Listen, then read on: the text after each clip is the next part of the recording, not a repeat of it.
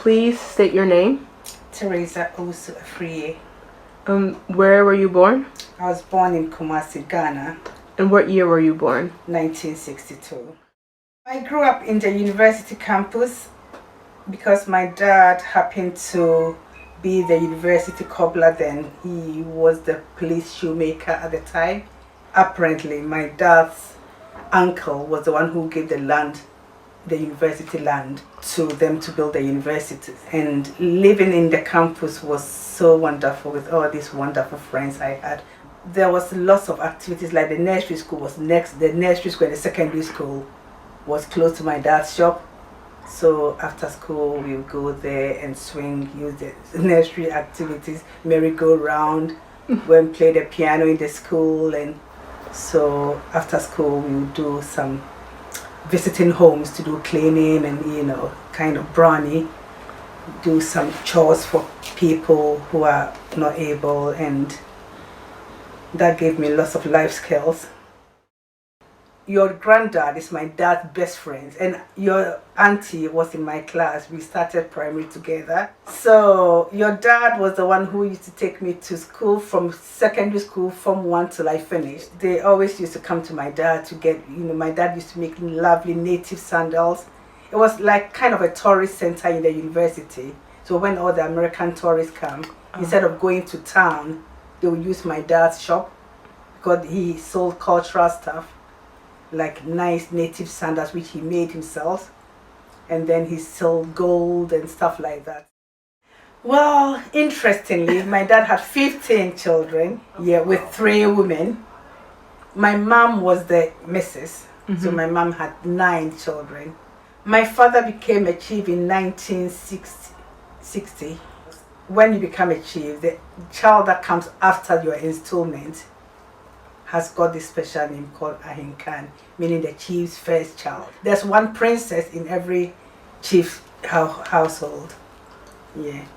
When he became a chief, we had to go to Akweside, which is like the ceremonies they do every 40 days or something. So we used to go to our hometown, our village, with my dad. Every chief has to go to their hometown to have the Akweside, which is like offering food to the gods. So we killed sheep, and then we make the food, put in the stool house. 6 o'clock they bring it out, and they have this belief that whoever eats from that, if you are barren, you will have children.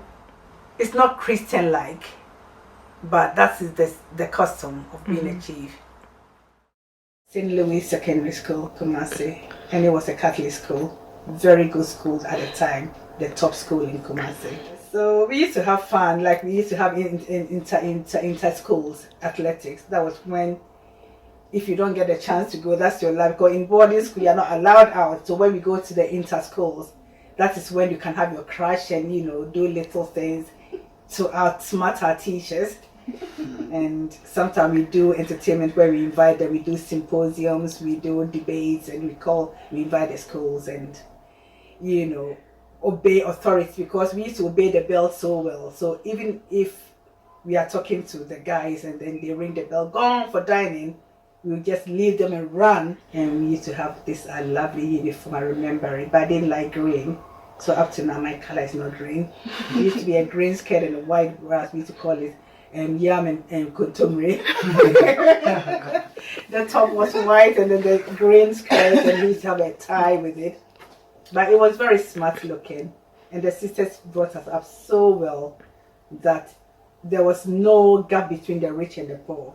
And then every morning we would do our social duties.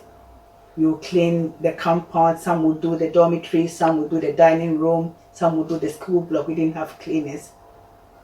And then Fridays we do our washing. We all go to the washing bay. You bring your clothes and then you wash it yourself. You're not allowed to take them home. Rollins came and it was so sad because there was famine. We started eating yellow corn because, things that and they would use all this cassava leaf to make palava sauce for us in school. It was really hard. There was lots of poverty, famine, and he was such a thin, young man, proving to be one of us. He would just call the corn seller, buy it, eat it in front of everyone, Then he'll fly away and, you go in his helicopter and go like a simple, socialist. But sooner we knew the real him. So 79 was, and then the worst thing was when he killed the Echampon and the Akufu and all those fiery squad. And we had never experienced killing in Ghana before. And I remember how the sun shone that day. It was so, the whole country was quiet and you could tell something unusual had happened, treason had happened. It was really, really bad. And we just, I think it was more authoritarian, and then there was a curfew where you can't go out after a certain time.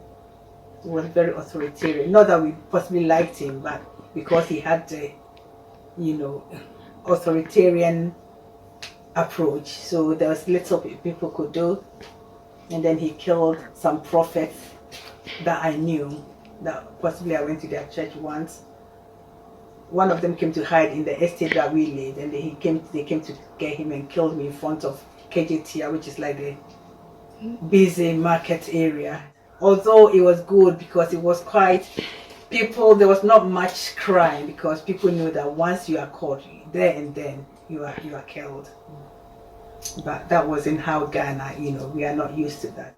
I had friends who had to leave, and it was so, it was done in a peaceful way, as I know, because we didn't hear much. All we knew that the aliens had to go. And I remember my dad even went to buy, people were selling things cheap. I remember my dad bought a house at the time because people were selling things very cheap to go. It was a very peaceful move. But when we went to Nigeria, it was a brutal affair. That's why there's still this political rivalry between Nigeria and Ghana from that time because of the way they retaliated, to the extent that some had to even make tribal marks to be like Nigerians to enable them escape, because they knew that if you're not a Nigerian, they will kill you, and the borders were closed. So in the end, the government had to allow the Togo border and the Benin Cotonou borders to open so that they could, and they sent a ship to get them back to Ghana. Because I'd been abroad, I was here, then I thought I was going on holidays, and then I went to my sister, and my sister said, "Oh, you better go back, it's not safe here." I think young Ghanaians should know their roots. They should visit home. Because what I really don't understand, when you ask the young Ghanaians who were born here, that where are you from? They will say, I'm from here, but my parents are from Ghana. And it really does my head in. So home is home. Learn your language, learn your tradition, visit and know where you come from. If you know where you come from, you know where you are going. So find your identity and be proud to be a Ghanaian.